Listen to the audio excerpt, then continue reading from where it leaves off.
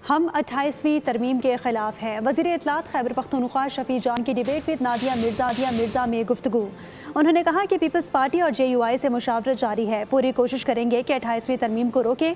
अगर कामयाब हो गए तो मौजूदा हुकूमत की कुर्बानी का भी टाइम आ जाएगा।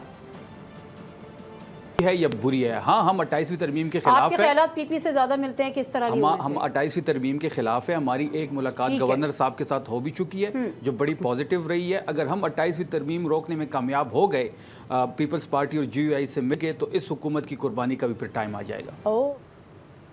हम 28वीं तरमीम के खिलाफ हैं। वज़ीर इत्तलात खैबर पख्तूनख्वा शफी जॉन की डिबेट विद नादिया मिर्ज़ा में गुफ्तगू। उन्होंने कहा कि पीपल्स पार्टी और JUI से मुशावरत जारी है। पूरी कोशिश करेंगे कि 28वीं तरमीम को रोके। अगर कामयाब हो गए तो मौजूदा हुकूमत की कुर्बानी का भी टाइम आ जाएगा।